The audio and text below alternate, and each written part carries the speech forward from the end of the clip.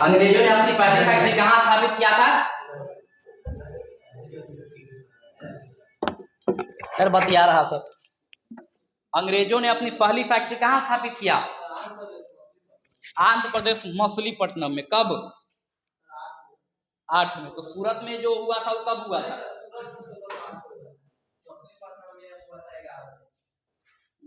सुरमा भोपाली काठगोदाम कठपड़वा। बैठिए। हाँ मिस्टर जाबाज, आप बताइए। भारत आने वाला, ठीक है, मुगल दरबार में पहला अंग्रेज कैप्टन हॉकिंस कब आया था? 1608 में। किसके दरबार में आया था? जहांगीर के दरबार में आया था। ठीक, अगला क्वेश्चन बताइए। मुगल बादशाह, ठीक है, कौन सा मुगल बादशाह था जिसने सुनहरा फरमान लॉन्च किया था? हाँ, एक सुनहरा फरमान जारी किया गया था, वो मुगलों के किस बादशाह के द्वारा जारी किया गया था? किसके द्वारा? औरंगजेब के द्वारा। देखिए महोदय, आप अर्जुन है नहीं कि मछली की आंख में तीर मार दीजिएगा, ठीक है, आप अर्जुन नहीं है। नहीं पता हो तो सीधे स्किप कीजिए, ठीक है, तुक्का नहीं लगाना है यहां। अगला क्वेश्चन बताइए। अगला क्वेश्चन है, फ्रांसीसियों ने अपनी पहली फैक्ट्री कब और कहां स्थापित की थी?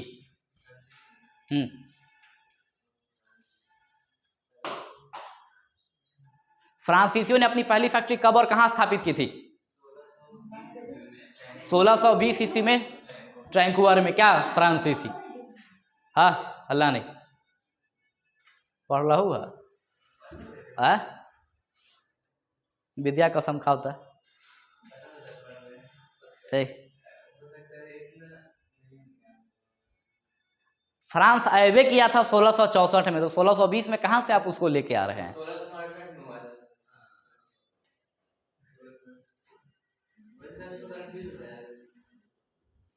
चलो ठीक है, बैठ जाइए। अब इसके बाद राजू जी, ठीक है, हाँ नहीं पढ़े हैं, का है? ओए राजू बैठ जाइए, पढ़ के आया कीजिए। हाँ मिस्टर शाहनवाज, आप बताइए। हाँ, कुरकुराइए मत।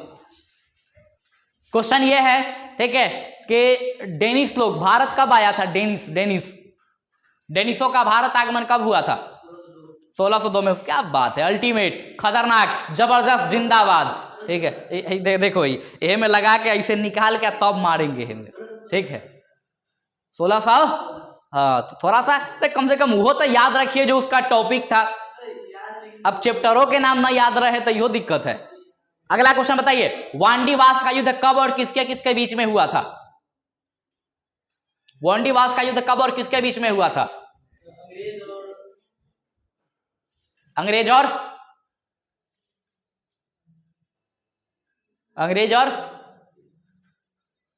इंग्लैंड के बीच में हुआ था। हाँ, ना पढ़ ले ही सब, नहीं पढ़ा, बैठ जा, बैठा। और आप तो कहिए कि सर हम आए ही नहीं थे। क्या हमको आपका आंसर पता है? हाँ, सुनाना है, जल्दी खड़े हो जाइए। हाँ, तो बस वही तो हम कह रहे थे। हाँ, इधर क्या आवाज है? इधर आवाज है, आवाज निकलता है? हाँ तो बोला कीजिए, ठीक है, ये मौसी के तरह, ठीक है, मत कीजिए। हाँ बताइए। क्या नहीं याद है? ताली बजवा दे, तो काहे नहीं याद किए?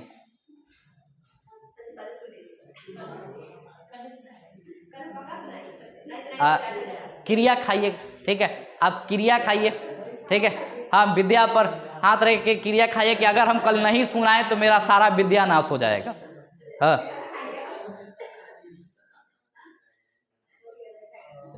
मतलब कोई नहीं याद किया उधर? हाँ, बहुत बढ़िया, ऐसे ही एकदम पढ़ते रहे, एकदम शानदार, जबरदस्त, जिंदाबाद। ठीक, चलो कोई बात नहीं है, ठीक है, चलता रहेगा। क्या मेला है, साले साले आएगा, टेंशन नहीं लेना है। चलिए बताइए, तो हम लोग क्या पढ़ रहे थे? हम लोग पढ़ रहे थे प्राचीन भारत का इतिहास, यही ना पढ़ रहे थे? क्या पढ़ रहे थे?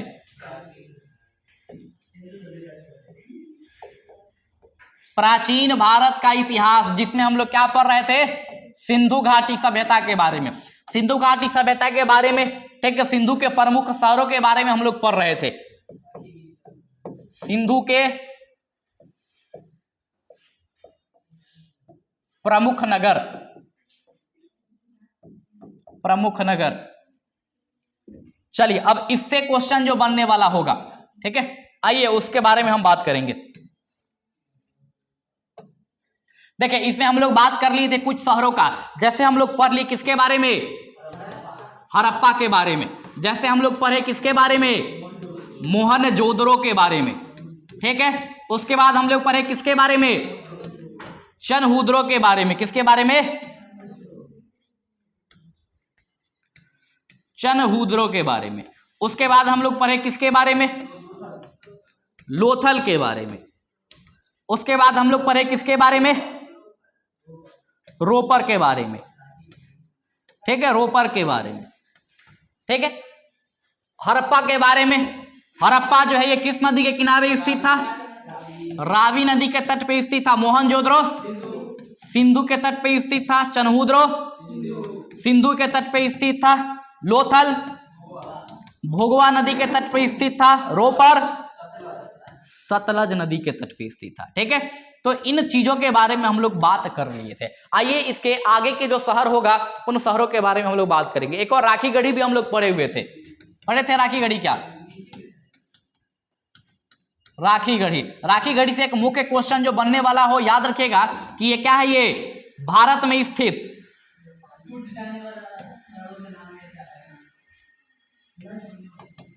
भारत में स्थित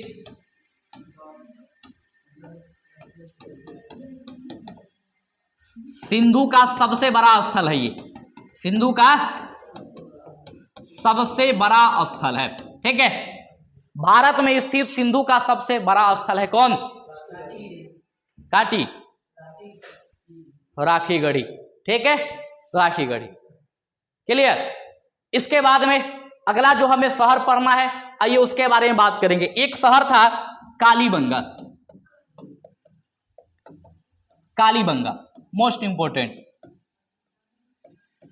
यहां से क्वेश्चन बनता है कालीबंगा से, ठीक है। तो कालीबंगा के बारे में याद रखिएगा, कालीबंगा से क्वेश्चन बने तो, ठीक है। कालीबंगा सबसे पहली बात की है कहां, प्रेजेंट में ये, ठीक। तो याद रखना है कालीबंगा कहां है, ये हिमाचल प्रदेश। तो क्या दिक्कत है, क्या दिक्कत है, ना तो दिक्कत बताओ, क्या दिक्कत है। इतना लम्हर गलती नहीं होना चाहिए, गलती ठीक है लेकिन ऐसा गलती नहीं। हिमाचल प्रदेश, देखो काहे इतना बड़का गलती हम क्यों बता रहे हैं, देखिए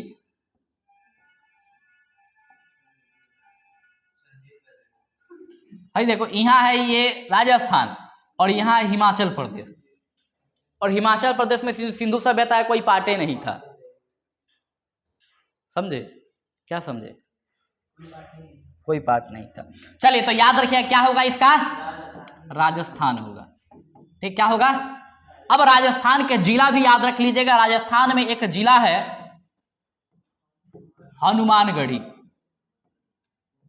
ठीक है। तो राजस्थान का जो हनुमानगढ़ी जिला है, इस हनुमानगढ़ी जिले में स्थित है क्या, कालीबंगा, ठीक है। क्या स्थित है, कालीबंगा। कालीबंगा से याद रखिएगा कि इसका नाम कालीबंगा क्यों पड़ा था, इसका अर्थ क्या होता है, तो याद रखिएगा इसका शाब्दिक अर्थ जो होता है वो क्या होगा, अरे बोलो ना, काली चूड़ी, बंगा का अर्थ क्या होता है, हाँ वही बंगाल, ठीक है। तो बंगाल जो होता है वो काली चूड़ी, ठीक है, कालीबंगा। यहां से कुछ चूड़ियां मिला था, ठीक है, जो काले काले रंग के हुए करते थे, ठीक है। तो इसलिए इस जगह का नाम ही रख दिया गया क्या, कालीबंगा। अब क्वेश्चन आता है कालीबंगा की खोज किसके द्वारा किया गया,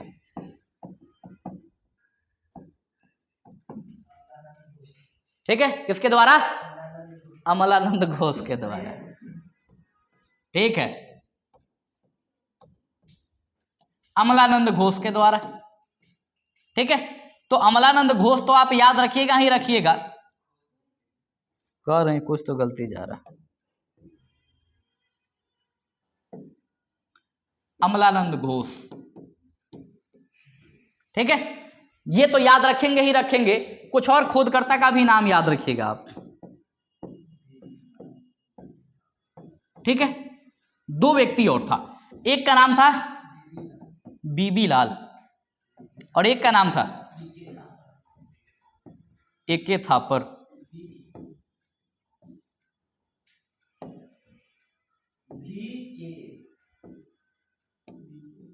क्या?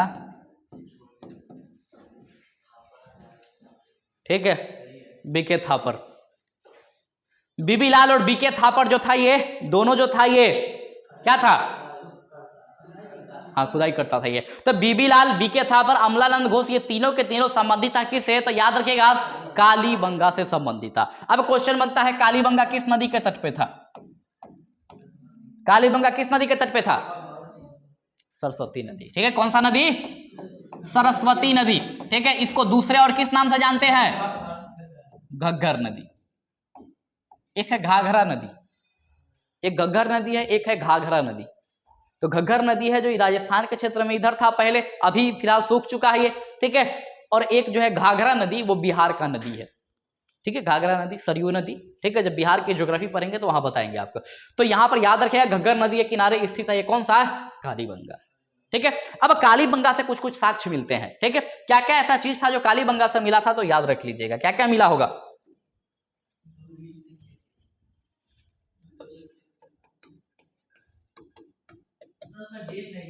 कालीबंगा से साक्ष्य नहीं याद रखना है, ठीक। बाकी याद रखना तो याद रख लेना, ठीक है। अगर याद रखना हो तो याद रख लीजिएगा, कब? 1954, 1956, 1958 और लास्टली 1964। ठीक है, बाकी अगर ना याद रखना हो तो छोड़ दीजिएगा। कालीबंगा साक्ष्य क्या क्या मिले यहां से? ठीक है, तो साक्ष्य में याद रखिएगा कि साक्ष्य क्या क्या मिलते हैं यहां से। तो जूता और मोजा भी, हाँ, जूते हुए खेत। ठीक है, जूते हुए खेत का साक्ष्य मिलता है कहां से? कालीबंगा। ठीक है, तो कालीबंगा के बारे में याद रखिएगा, कालीबंगा कालीबंगा कालीबंगा। ठीक है, जूते हुए खेत हमको मिले थे यहां से। साथ ही साथ यहां से एक और कंसेप्ट याद रखिएगा, क्या मिला था? ठीक है, तो एक और मिला था, क्या क्या मिला था? बोलो ना, हवन कुंड, या फिर इसको अग्निकुंड कह लो।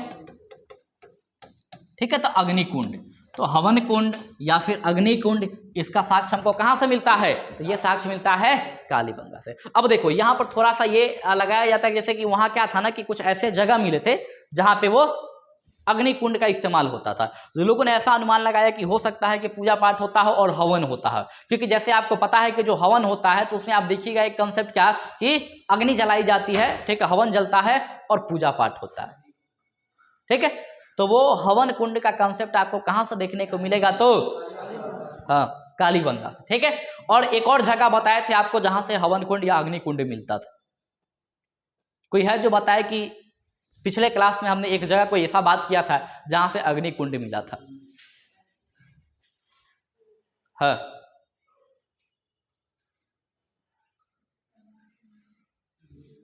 किसी को नहीं पता? वाह, अति उत्तम, शानदार, जबरदस्त, जिंदाबाद।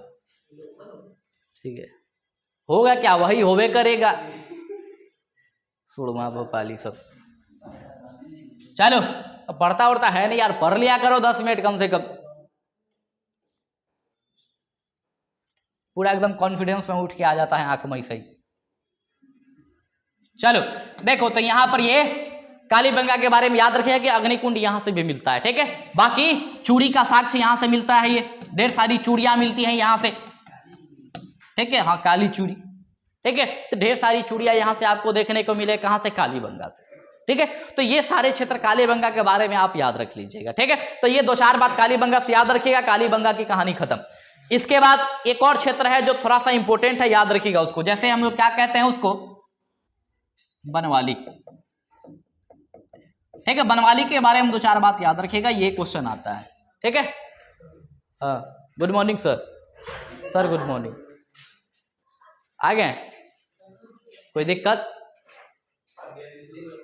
हाँ, कोई दिक्कत? चाय पानी कुछ? कोल्ड ड्रिंक वोल्ड ड्रिंक? ओ सॉरी, रोजा चल रहा है। चलो कोई बात नहीं, ठीक है। चलिए, तो बनवाली के बारे में याद रखिएगा कि बनवाली जो है, हाँ इधर कॉन्सेंट्रेट कीजिए, मजहरुल हक क्या थे, हाँ बनवाली। बनवाली के बारे में याद रखिएगा, सबसे पहले बनवाली है कहाँ, पहला कंसेप्ट, ठीक है। कहाँ होगा बनवाली, कहाँ, हरियाणा, ठीक है। हरियाणा में आपको मिलेगा क्या, बनवाली, हरियाणा में क्या मिलेगा, बनवाली, ठीक है। बनवाली के बारे में याद रखिएगा कि बनवाली एक ऐसा जगह था जो सिंधु सभ्यता में सबसे बेकार था। सिंधु सभ्यता में सबसे बेकार था कौन, बनवाली। ऐसा हम क्यों कह रहे हैं, तो इसके पीछे कारण है। देखिए सिंधु सभ्यता में सारी जगह जो है ना, सड़क व्यवस्था बहुत अच्छा था, ठीक है, नाली व्यवस्था बहुत अच्छा था, लेकिन एक ऐसा जगह था बनवाली जहां पर ना ही सड़क व्यवस्था अच्छा था और ना ही नाली व्यवस्था जाता, ठीक है। तो यहां आपको टेढ़ी मेढ़ी सड़क मिलेगा आपको, ठीक है, टेढ़ी मेढ़ी सड़क मिलेगा कहां पर, बनवाली में। और नाला व्यवस्था के लिए अब सड़क बढ़िया होगा तभी तो नाला बढ़िया बनेगा ना, क्योंकि नाला बनाने के लिए सड़क के किनारे किनारे बनता है, ठीक है। अभी टेढ़ा टेढ़ा ऐसे नाला है, तो मतलब सड़क है, तो नाला बनेगा कैसे, अब इसे पाइप ऐसे बिछाया कैसे नाले का, ठीक है। तो थोड़ा सा तकलीफ होता था, तो यहाँ नाला व्यवस्था नहीं देखने को मिलता है। बाकी सिंधु सभ्यता में हर जगह जो था वो नाला व्यवस्था था, ठीक है। तो याद रखिए कि बनवाली जो था ये यहाँ पर व्यवस्था बिगड़ी हुई थी, ठीक है ना, सड़क अच्छा था, ठीक है, ना ही नाली व्यवस्था थी, ठीक है, नाली व्यवस्था जो था ये भी यहाँ पर नहीं था, ठीक है। ये लोग क्या करता था कि घर के बाहर जो है ये अपना, ठीक है, घर के आगे पीछे कहीं पे एक सोख्ता बनवा लेता था। सोख्ता जानते हैं ना, मोड़ी जानते होगे, मोड़ी, ठीक है, मोड़ी, ठीक है। हम लोग देखते हैं जहां कल रहता है, हम लोग गांव में देखिए जहां चापाकल होगा, उस चापाकल के बगल में एक बड़ा सा गड्ढा कोड़ दिया जाएगा, ठीक है, वो सूखता रहता है, पानी उसमें जाता रहेगा, वो सूखता रहेगा, ठीक है, जाता रहता है, सूखता रहता है। ऐसे ही लोग घर के आसपास बना लेते थे, ठीक है, कि पानी वहां जाता था, सूख जाता था, फिर पानी जाता था, सूख जाता था, बहुत ज्यादा टेंशन की आवश्यकता नहीं थी, ठीक है। लेकिन हाँ, नाली व्यवस्था यहाँ पर उपलब्ध नहीं था, यहाँ पर कहा, क्लियर।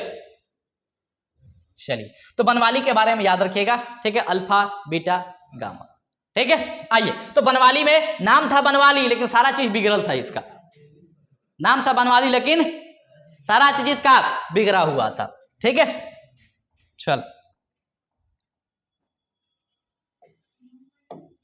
यहां से एक और कंसेप्ट याद रखिएगा, बनवाली से जौ की खेती यहां ना सर्वाधिक मात्रा में मिली थी,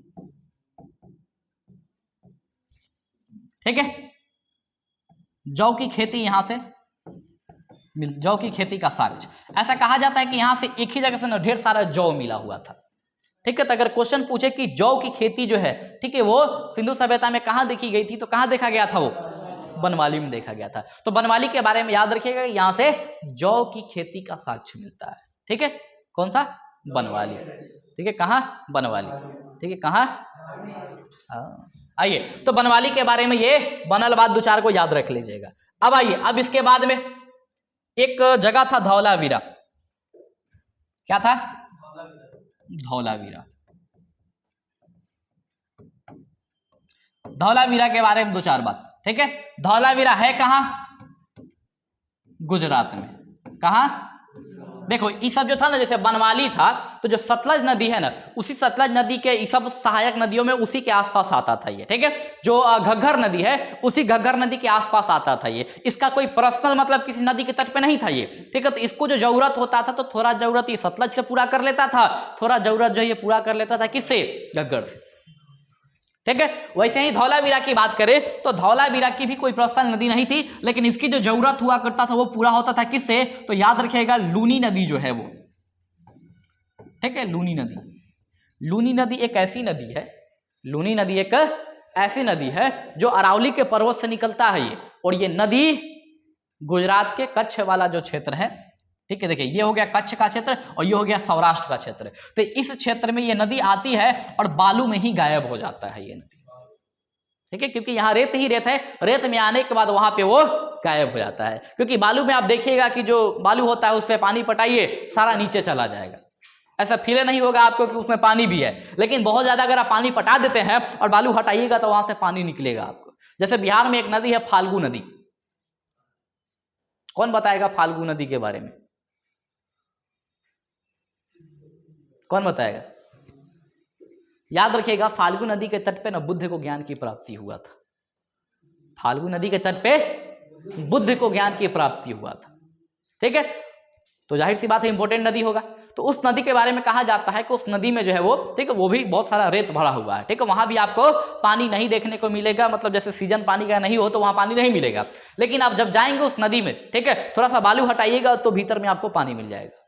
ठीक है, ऐसा कहा जाता है कि वो फाल्गु नदी का कंसेप्ट है कि रेत है, बालू हटाने पर वहां पानी थोड़ी बहुत देखने को मिल जाती है। ठीक, तो वैसे ही आप यहां से याद रख लीजिएगा। ठीक है, लूनी नदी के बारे में। ठीक, धौलावीरा। अब आइए धौलावीरा के बारे में मुख्य बातें क्या होगी। धौलावीरा से याद रखिएगा कि सिंधु सभ्यता की सबसे बड़ी स्थल है ये, सिंधु घाटी सभ्यता की सबसे बड़ी स्थल। अभी कुछ देर पहले आपको एक और ऐसा ही बात लिखाए हुए थे राखीगढ़ी के बारे में, था ना? तो कंफ्यूजन नहीं हो रहा कि वहां भी सबसे बड़ा, यहां भी सबसे बड़ा, कैसे? हाँ कुणाल जी, कैसे? और ये इतना प्यार से मत देखिए, ठीक है? मुंह से हाथ हटाइए तब बताइए। हाँ देखिए, याद रखिएगा कि धौलावीरा जो था ये भारत में भी स्थित था और ये सिंधु में भी स्थित, मतलब ये पाकिस्तान में भी स्थित था। ठीक है, तो आजादी के बाद इसका तो मैक्सिमम हिस्सा चला गया पाकिस्तान में, तो इस वजह से ये टूट गया। ठीक है, बट गया, इस वजह से ऐसा कहा जाता है कि अब ये बहुत बड़ा नहीं रहा। लेकिन ये राखीगढ़ी जो है अभी, हाँ, तो भारत में अगर पूछे तो भारत में स्थित सबसे बड़ा कौन है? राखीगढ़ी। लेकिन अगर पूरे के पूरे सिंधु सभ्यता में पूछे तो कौन होगा? धौलावीरा होगा। ठीक है, क्योंकि इसकी कुछ पार्ट पाकिस्तान में भी है। ठीक है, तो राखीगढ़ी और इसके बारे में दो अलग अलग बात याद रख लीजिएगा। धौलावीरा किस लिए फेमस था? देखिए, धौलावीरा 3 वर्ग में बटा हुआ था। कितने वर्ग में? 3 वर्ग में बटा हुआ था। ठीक है, देखिए 2 वर्ग में अक्सर ऐसा देखने को मिलता था कि जैसे जो भी होता था वो 2 वर्ग में दुर्गीकृत होता था। ठीक है, एक दुर्ग होता था जो थोड़ा सा, ठीक है, मतलब कि हाईएस्ट पीक पे बना होता था, थोड़ा सा ऊंचाई पे बना होता था वो। ठीक है, तो हायर प्लेस पे कुछ बना होता था, कुछ होता था जो निचली स्थान पे बना होता था। ठीक है, तो जो, ठीक है, ऊंचाई पे घर बनाते थे उन, ऐसा माना जाता था कि वो लोग शासक वर्ग के लोग हुआ करते थे, संपन्न लोग हुआ करते थे। ठीक है, और जिनकी घर निचले स्तर में थी ऐसा माना जाता था कि वो गरीब लोग हुआ करते थे, जैसे व्यापारी लोग हो गए, किसान लोग हो गए, ये लोग हुआ करते थे जो लोग निचले स्तर में घर बनाते थे। आज भी आप देखिएगा ना, जो बाढ़ वाला एरिया है, आप देखिएगा जिसके पास पर्याप्त मात्रा में पैसे होंगे, धन दौलत होगा, सब कुछ से वो संपन्न होगा, तो देखिएगा वो अपना जो घर बनाएगा वो कहाँ बनाएगा? थोड़ा सा ऊंचाई पे बनाएगा, ताकि कितना हो बाढ़ है उसको प्रभावित ना होना पड़े। ठीक है, तो बाढ़ के प्रभाव से बचने के लिए वो ऐसा कर लेता है। ठीक है, और वही होता है कि जो जिसके पास, ठीक है, कोई बहुत ज्यादा पैसे नहीं है, ठीक है, साधारण घर से बिलोंग करता है, ठीक है, मुश्किल से खाता पीता है, तो उस कंडीशन में क्या होगा कि वो अपना जो घर बनाएगा वो, ठीक है, तो बाढ़ आएगा तो क्या करेगा? वो कुछ नहीं करेगा, केरा के थम 2-4 हो काटेगा, आराम से घूमेगा, फिर बाढ़ खत्म, फिर शुरू। ठीक है, तो ऐसा आप यहां देखने को आपको मिलेगा कि सिंधु सभ्यता में 2 था, एक हायर क्लास एक लोअर क्लास, लेकिन यहां पर आपको एक मिडिल क्लास का भी कंसेप्ट देखने को मिलता है। इसलिए कहा जाता है कि धौलावीरा 3 वर्गों में बटा हुआ था, पहला कंसेप्ट। दूसरा कंसेप्ट, धौलावीरा में जल संरक्षण प्रणाली मिलती है। यहां पर क्या मिलता है? जल संरक्षण प्रणाली। मतलब क्या है कि यहां के लोग जो है ना पानी को इकट्ठा करके बचा के रखते थे। आप देख सकते हैं कि ये जो धौलावीरा है कहां? ये गुजरात के क्षेत्र में है। ठीक है, रेतीले भाग में है। ठीक है, तो जो उधर जो है वो रेतीला भाग जो है, ठीक है, मरुस्थलीय भाग है, उस मरुस्थल में आपको देखने को मिलेगा कि वहां पर किसी प्रकार का, ठीक है, बहुत ज्यादा ना वर्षा होती है कि जल मिले, और ना ही कोई बहुत अच्छी नदी है कि वहां पर नदी की पानी मिले। तो जल को इकट्ठा करके यहाँ के लोग रखता था ताकि उस समय इसका इस्तेमाल हो जब पानी वानी ना हो। ठीक है, जैसे आज भी आप जाइएगा ना राजस्थान के क्षेत्र में, तो वहां देखिए कि सब लोग अपने घरों पे जो है ना बड़ा बड़ा टंकी बना के रखते हैं, जिसको टांका कहते हैं, और उसमें जो है बरसात की पानी इकट्ठा होती है। ठीक है, और कुछ कामों में उस पानी का इस्तेमाल कर लिया जाता है। जैसे मान लीजिए पौधों को पानी देना हो, उसका इस्तेमाल कर लिया जाता है। ठीक है, गाड़ी वाड़ी धोना हो उसका इस्तेमाल कर लिया जाता है, कपड़ा उपड़ा धोना हो उसका इस्तेमाल कर लिया जाता है, नहाना हो उसका इस्तेमाल कर लिया जाता है। ठीक है, तो कुछ इस्तेमाल में वो उस पानी का इस्तेमाल होता है। ठीक है, कुछ कार्यों में। तो उसी प्रकार से धौलावीरा के लोग भी जल संरक्षण तंत्र को ये विकसित किए हुए थे और ये लोग जल को प्रिजर्व करके रखते थे ताकि उस समय इसका इस्तेमाल किया जाए जिस समय जल की उपलब्धता कम हो। ठीक है, तो ये याद रखिएगा आप धौलावीरा से। अब उसके बाद धौलावीरा से कुछ और कंसेप्ट आपको याद रखना है। क्या याद रखना है? यहाँ के लोग जो है ना मनोरंजन के लिए गेम खेला करता था। ठीक है, मनोरंजन के लिए खेल खेलता था ये लोग। कौन कौन सा खेल खेलता था? तो एक खेल है जो बड़ा फेमस है, चौपर।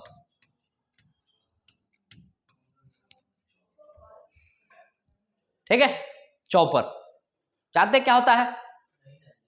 नहीं जानते हैं? ठीक है, वो महाभारत देखे आप लोग? महाभारत,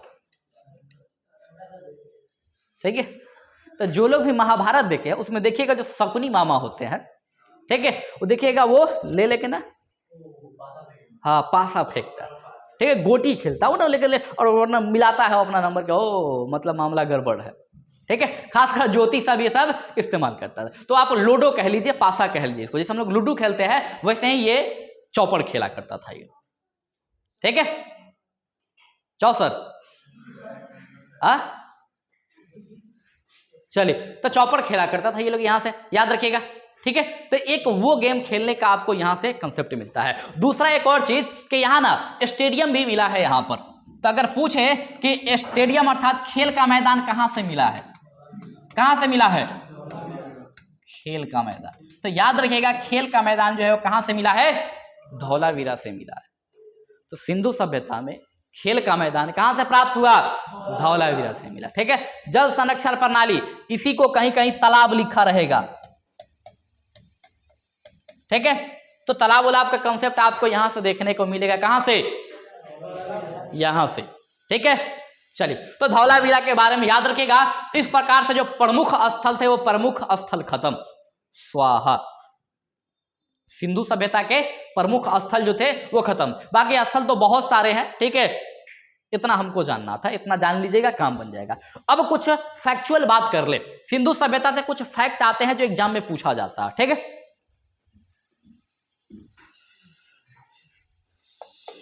सिंधु घाटी सभ्यता से संबंधित महत्वपूर्ण क्या तथ्य? ठीक है, तथ्य, इसी को इंग्लिश में फैक्ट कहते हैं। समझे? अब ऐसा क्या क्या फैक्ट बन सकता है सिंधु सभ्यता से, तो आइए उसी के बारे में हम लोग बात करेंगे। ठीक है, चलिए, सबसे पहली फैक्ट हम बात कर ले। सिंधु सभ्यता की जो समाज थी, यहां की जो सोसाइटी था, कैसा था? रंग बिरंगा।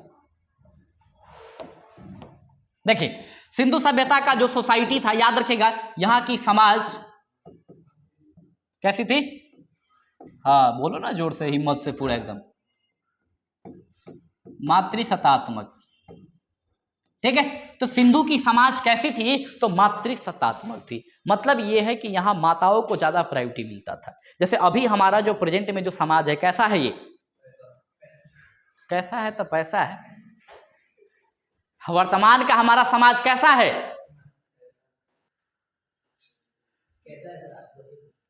पुरुष प्रधान समाज है, पितृसत्तात्मक समाज है। ठीक है, अगर हम आपसे पूछे कि आप किसके पुत्र या किसके पुत्री है, तो आप लोग क्या जवाब दीजिएगा? क्या कोई है जो माता का नाम लेता हो? ये सब पुरुष प्रधान समाज का प्रकोप है। ठीक है, ये सब ठीक है पितृसत्तात्मक समाज का सोच है कि यहां पर किसी को अपना इंट्रोडक्शन देना होता है तो हम अपने पिता के नाम से देते हैं। अगर घर पूछता हो कोई हमसे, ठीक है, घर कहाँ है, तो हम अपने पिता को घर को बताते हैं। कोई ऐसा है जो अपनी माता के घर को अपना घर कहता हो? ठीक है, क्यों? क्योंकि ये पितृसत्तात्मक समाज है, पुरुष प्रधान समाज चल रहा है। तो वैसे वहां मातृसत्तात्मक चलता था वहां। ठीक है, वहां माताओं को ज्यादा प्रायोरिटी देता था। हालांकि इसके बारे में बहुत अच्छी जानकारी नहीं है, लेकिन यहां पर ऐसा इसलिए कहा जाता है क्योंकि आपको दिखाया था 2-3 जगह से ना, ठीक है, मातृ देवी की मूर्ति मिली थी, उर्वरता की देवी की मूर्ति मिली थी। ठीक है, तो उससे यह अनुमान लगाया गया कि यहाँ के लोग जो है वो माता को ज्यादा प्रायोरिटी देते हैं, क्योंकि ठीक है पूछते थे ये लोग माता को, इसका मतलब है कि ये ज्यादा प्रायोरिटी मिलता था। तो इस हिसाब से याद रख लीजिएगा कि सिंधु का जो समाज था वो कैसा था, मातृसत्तात्मक था। क्लियर। आइए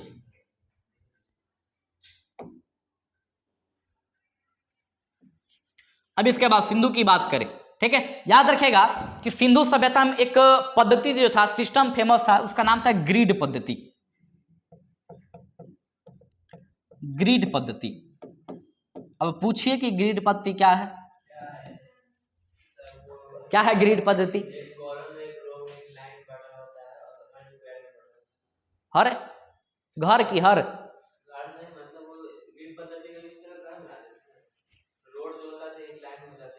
हाँ ठीक है, आप वहां तक पहुंच चुके हैं, ठीक है बढ़िया। देखिए देखो, हाँ ये होता क्या था ना कि घरों की एक प्रणाली थी, ठीक है, ग्रिड पद्धति में घर बनाने की एक प्रणाली कह लीजिए, सिस्टम कह लीजिए। लोग क्या करता था, सिंधु सभ्यता में जाते ना वहां, तो सब लोग एक ही तरीके का घर बनाता था। जैसे मान लीजिए यहाँ ये सड़क हो गया, तो इस सड़क के किनारे घर बनेगा, सब एक ही तरीके का घर बनेगा, एक के ऊपर एक ऐसे करके घर ये लोग बनाते जाता था। ठीक है, सारा घर आपको ऐसे ही देखने को मिलेगा, ठीक है, एक ही तरीके के घर मिलेगा, इसलिए इसको ग्रिड पद्धति कहा जाता था। बाकी हम लोग अपने साधारण भाषा में इसको जालीनुमा संरचना कह सकते हैं। ठीक है, कैसी संरचना? हाँ, मतलब जाल जैसे बुना रहता है उसी प्रकार से कुछ घर बनता था यहाँ पर, जिसको ग्रिड पद्धति कहा जाता था। तो याद रखिएगा सिंधु सभ्यता में जितने भी घर बने थे वो घर किस पद्धति में बने थे? ग्रिड पद्धति में। एग्जाम में याद रखिएगा ग्रिड पद्धति पूछा जाता है, तो इसको ठीक से याद रखना है। ठीक है, क्लियर? अरे क्लियर। आइए, सिंधु सभ्यता में याद रखिएगा कि सबसे पूजनीय पशु, सबसे पूजनीय पशु, तो याद रखिएगा कुबड़ वाला जो बैल था, हाँ सांड, कुबड़ वाला बैल, हाँ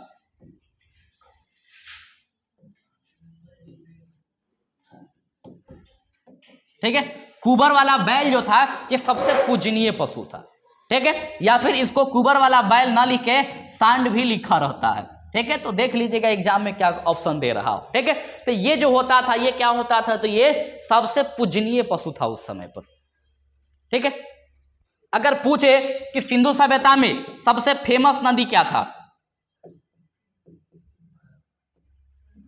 प्रसिद्ध नदी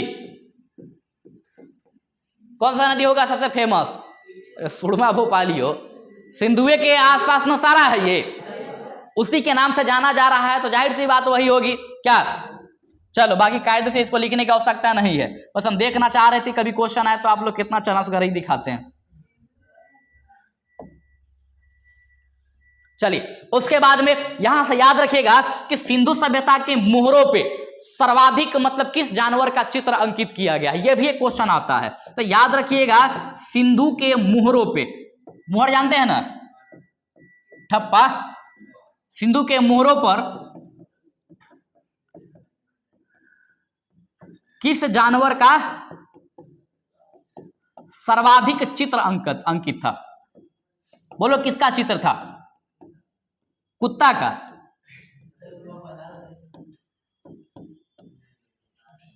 तो कभी तो अपने बिहेवियर से बाहर निकलिए। ठीक है, हाँ, सबसे फेमस अगर मतलब बात करें कि सबसे ज्यादा मतलब किस जानवर का प्रयोग किया गया था, तो एक श्रृंगीय जानवर था। वो क्या था? एक श्रृंगीय जानवर। अब ये हिरन था, बकरी था, शेर था, क्या था किसी को नहीं पता, लेकिन हाँ बस एक सिंग वाला जानवर होता था। तो ऐसा अनुमान लगाया जाता है कि हो सकता है वो गेंडा रहा हो। ठीक है, क्योंकि गेंडा देखिएगा, गेंडा का एक सिंग होता है ऊपर। ठीक है, तो मे भी ऐसा हो सकता है कि गेंडा रहा हो, लेकिन दिक्कत यह है कि यहां जो एक श्रृंगीय जानवर था इसकी हाइट छोटी थी। ठीक है, और गेंडा बहुत बड़ा बड़ा होता है, तो गेंडा का बच्चा क्या हो सकता है? चलिए, हाँ हो गया, अब इधर कंसंट्रेट कर। हाँ, फिल्म देखे थे मोहनजोदारो, मोहनजोदारो फिल्म देखे थे ना, लास्ट में दिखाया है वो मतलब चमकता हुआ एक जानवर दिखाया होगा, ठीक है, या फिर उसके जो मोहर देखे होंगे, ठीक है, उस पे रहा था, उसका चित्र अंकित था वो, ठीक है, या फिर बाद में एक जो है वो दिखाया गया था हिरण की तरह वो एक श्रृंगीय जानवर, ठीक है, तो वो जो है वो उस समय पे, ठीक है, मतलब सिंधु के सारे मोहरों पे, इसमें मैक्सिमम मोहरों पे इस्तेमाल होता था। तो क्वेश्चन आता है कि सिंधु के, ठीक है, मतलब ज्यादा से ज्यादा मोहरों पर किसका चित्र अंकित था, तो याद रखिए किसका, एक श्रृंगीय जानवर का चित्र अंकित था सिंधु के ज्यादा से ज्यादा मोहरों पर। क्लियर है? अरे क्लियर है? चलिए अब क्वेश्चन आए कि सिंधु सभ्यता में, ठीक है, कौन सा जानवर था जो वहां के लोग उससे परिचित नहीं थे।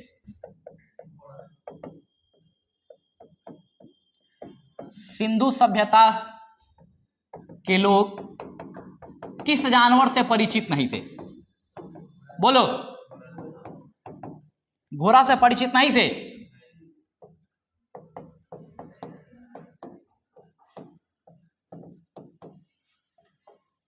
ठीक है, किस जानवर से ये लोग परिचित नहीं था? ठीक है, हाँ याद रखिएगा, ये लोग किस जानवर से परिचित नहीं था, तो कौन सा होगा वो? गाय होगा। ठीक है, गाय से परिचित नहीं था। घोड़ा की बात हो, ठीक है, तो घोड़ा सिंधु सभ्यता में था, ऐसा कहा जाता है कि वहां से मिला है। कुछ लोग का मानना है कि नहीं था, कुछ लोगों का मानना है कि था। तो आप दोनों मान के आ जाइए, था भी और नहीं भी था, क्योंकि जो लोथल एक जगह है वहां से भी घोड़े का साक्ष्य मिलता है। ठीक है, सुरकोटदा जो जगह है वहां से भी घोड़े के हड्डियों का साक्ष्य मिलता है। ठीक है, तो ऐसा अनुमान लगाया जाता है कि सिंधु सभ्यता में घोड़ा एग्जिस्ट करता था।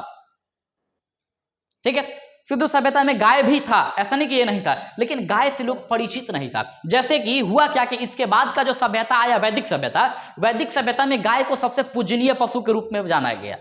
ठीक है, लेकिन उसके कुछ ही दिन पहले जो ये था, ये गाय को किसी भी प्रकार की तवज्जो यहाँ नहीं मिली हुई थी। यहाँ पूजनीय पशु के रूप में किसको जाना जाता था? तो बैल को जाना जाता था, कुबड़ वाले बैल को जाना जाता था। ठीक है, तो इसलिए क्वेश्चन ये बहुत ज्यादा पूछा जाता है कि सिंधुवासी जो है किस जानवर से परिचित नहीं थे। ठीक है, तो वो गाय से परिचित नहीं थे। अब परिचित नहीं थे इसका ही मतलब नहीं था कि वहां गाय नहीं रहा होगा, बिल्कुल रहा होगा। ठीक है, बस ये लोग परिचित नहीं थे। जैसे मान लीजिए यहाँ पर सड़क पे दो चार लोग टहल रहा होगा, हम उसको नहीं जानते, हम उससे परिचित नहीं है, इसका मतलब थोड़ी है कि वो यहाँ नहीं है, वो है, हम उसको नहीं जानते। ठीक है, बस यहाँ ये कंसेप्ट है। तो याद रखिएगा सिंधु सभ्यता के बारे में। क्लियर? सिंधु सभ्यता के बारे में। तो सिंधु सभ्यता से संबंधित जो भी क्वेश्चन बनना था बना। अब क्वेश्चन आता है कि सिंधु सभ्यता का जो है ये पतन कैसे हुआ? सिंधु सभ्यता का पतन कैसे हुआ? किस धातु से? कौन? ये आपको पहले के दिन हम बता दिए थे। ठीक है, क्वेश्चन आता है कि सिंधुवासी किस धातु से परिचित नहीं थे। ठीक है, तो याद रखिएगा कि सिंधुवासी जो लोग हैं ये किस धातु से परिचित नहीं था? ये लोग लोहा से। क्यों नहीं परिचित था? क्योंकि लोहा का आविष्कार होता है 1000 ईस्वी के आसपास। ठीक है, ईस्वी नहीं, 1000 BC के आसपास, जो वैदिक सभ्यता का टाइम था। वैदिक सभ्यता में उत्तर वैदिक का टाइम था। ठीक है, तो लोहा इनके समय नहीं था। ठीक है, तो याद रखिएगा इनके समय लोहा नहीं था। तांबा था इसके समय? तांबा था कि नहीं? अरे था, क्योंकि वो पाषाण काल में ही तांबा आ गया था और सबसे पहले तांबा ही खोजा गया है। तो क्वेश्चन आया कि सबसे पहला खोजा जाने वाला धातु क्या है? तो कौन होगा? तांबा होगा। ठीक है, क्या ये लोग सोना से परिचित था?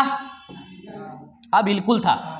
वो जो मूवी देखे होंगे आप लोग मोहनजोदारो, ठीक है, उस मूवी में देखिएगा कि जो सिंधु नदी पे बांध बनाई जाती है सोना निकालने के लिए ही, वो सिंधु का पानी रोक दिया जाता है। जो बाद में वो बांध टूटता है पूरा के पूरा, वो खत्म हो जाता है मोहनजोदारो। ठीक है, तो ये याद रखिएगा कि सोना जो है, ठीक है, वहां प्रचलन में था। अगर बात करें चांदी था कि नहीं, तो बिल्कुल था। ठीक है, तो इतने से क्वेश्चन आता है। अगर कांसा पूछा जाए, कांसा था कि नहीं? कांसा था, बिल्कुल था। ठीक है, तो ये इतने धातु आप सिंधु सभ्यता से याद रखिएगा। क्वेश्चन आना हो तो यहां से आएगा, बन जाएगा आपका। हाँ बोलो। कांसा मतलब कल आए थे, मतलब सिंधु सभ्यता जिस दिन शुरू किए थे उस दिन आप आए थे?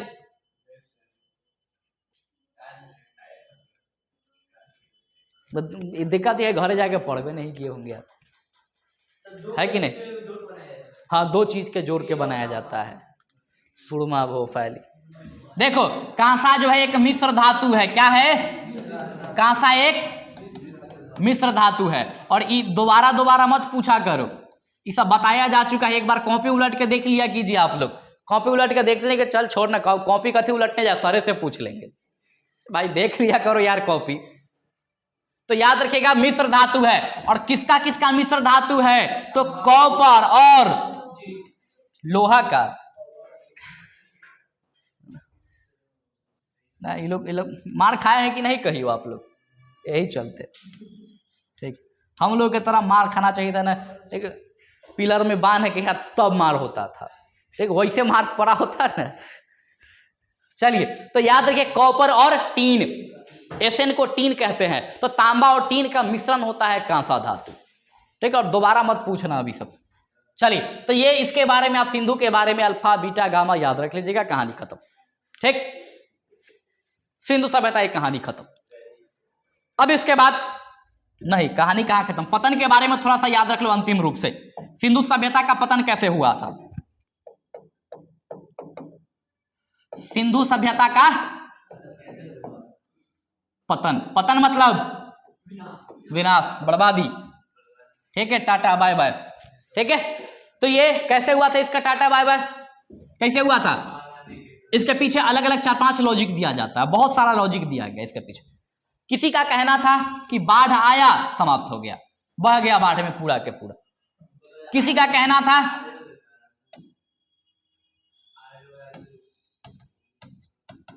जलवायु परिवर्तन हुआ, समाप्त हो गया ये, ठीक है। किसी का कहना था महामारी फैली, मर गया सभी के लोग, ठीक है। तो महामारी के कारण उसके बाद में कुछ लोगों का कहना है भूस्खलन, ठीक है, जमीन का इधर उधर हो जाना, जमीन का धंस जाना, ठीक है, भूस्खलन हुआ। कुछ लोगों का मानना था कि नहीं, आर्य लोग आए थे भारत में और उन्होंने मारपीट के भगा दिया या फिर खत्म कर दिया। आ तो रहे हैं आर्यों का आक्रमण, ठीक है, कोई एगो रहेगा मार देना है क्या। चलिए देखिए ये सारी चीजें और भी बहुत सारा 2-4 गो और चीज है इसमें, तो सब आपको नहीं याद रखना है, ठीक है, परेशान मत होइए। आप बस इतना याद रख लीजिएगा क्या, बाढ़, क्योंकि मैक्सिमम इतिहासकारों ने इसी को प्रायोरिटी दिया है। अगर क्वेश्चन आता है तो यहां से आएगा, ठीक है। बाकी अगर आप, ठीक है, यूपीएससी का एग्जाम अगर देने कभी जाइएगा, ठीक है, तो वहां जो है इस सब के बारे में अलग अलग पूछा जाता है, ठीक है। तो जब यूपीएससी का फॉर्म मतलब भरिएगा तब आइएगा, तब बैठ के इस सब पे डिस्कस किया जाएगा, ठीक है, कि इसका क्या आंसर होना चाहिए, ठीक है। जैसे ये बताने वाला कोई और था, ये बताने वाला कोई और था, ये भी बताने वाला, सब बताने वाला कोई और है, ठीक है। जैसे मान लीजिए कि ये ए हो गया, बी, सी और डी, ई, इन लोगों ने इसके बारे में बताया, नाम दे दिया, कहेगा कि मिलान कीजिए कौन क्या बोले हुआ था, ठीक है। तो अभी आपके पहुंच से बहुत बाहर है, तो फिलहाल आप इसी चीज का आनंद लीजिए, बाद में इस चीज के बारे में हम लोग आगे बात करेंगे, समझे? क्या समझे? चलिए समझदार तो आप लोग है ही हैं। इसके बाद अगला जो मतलब समय शुरू होता है उसको हम लोग कहते हैं वैदिक सभ्यता। क्या कहते हैं? वैदिक सभ्यता, ठीक है। कुछ और चीज याद रखना, देखो कुछ कुछ चीज और याद आ रहे हैं धीरे धीरे, ठीक है। तो हो सकता है कुछ चीज छूटी हो जाए, तो जब नोट्स मिलेगा ना तो एक बार उसको पढ़ लीजिएगा, जो छूटा होगा ना उसमें आपको देखने को मिल जाएगा, ठीक है। जैसे देखिए सिंधु की हम बात करेंगे, सिंधु जो है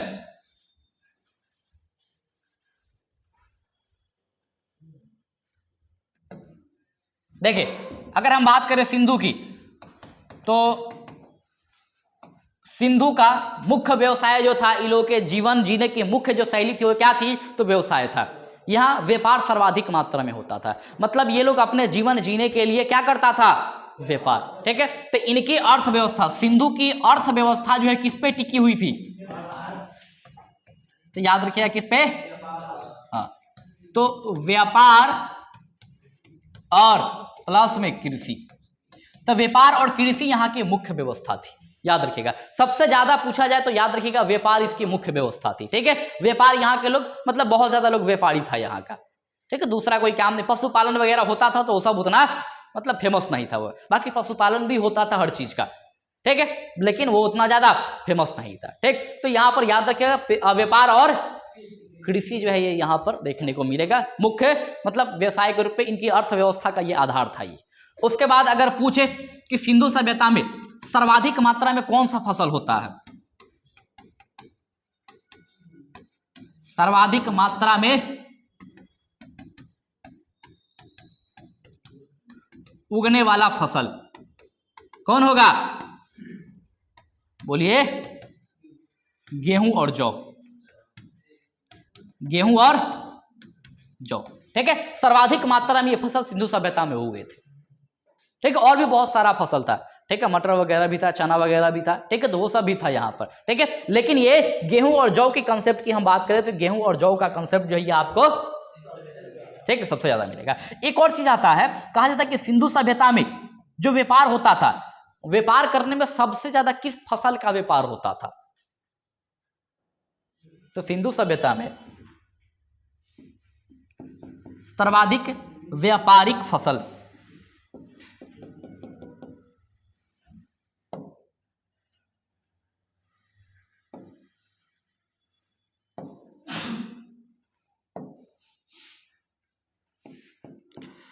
सबसे ज्यादा व्यापार किस फसल का होता था, बोलो, याद रखिएगा क्या, कपास का। कपास का जो है ना व्यापार बहुत ज्यादा होता था यहाँ। ठीक है, तो सबसे ज्यादा व्यापार किसका होता था, कपास का होता था।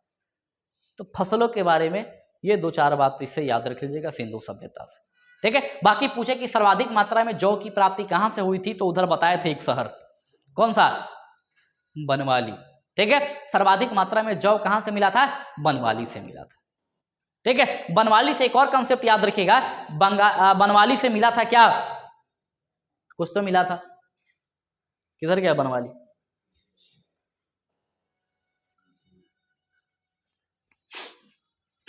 बनवाली से एक और चीज याद रखिएगा, बनवाली से जो मिला था, क्या मिला था, तो बनवाली से टेराकोटा का हल मिला था, टेराकोटा का हल मिला था। टेराकोटा क्या होता है, तो मिट्टी को पका के जो बनाया जाता है उसको टेराकोटा कहते हैं। ठीक है, तो यहां से मिट्टी का एक हल मिला था, कहां से, बनवाली से। क्लियर है, तो बनवाली के बारे में ये अल्फा बीटा गामा आपको याद रख लेना है। तो इस प्रकार से आपका सिंधु सभ्यता समाप्त हो जाता है, और इसके बाद आगे जो पढ़नी है वो क्या पढ़ना है, तो वैदिक सभ्यता के बारे में पढ़ना है। ठीक है, तो वैदिक सभ्यता की क्लास हमारी अगली क्लास होगी। फिलहाल आज के लिए हम अपनी सेशन को यहीं पे समाप्त करते हैं। जय हिंद, जय भारत, वंदे मातरम। चल बंद कीजिए इसको, हाँ अब बंद करो ना, जल्दी बंद करो ना।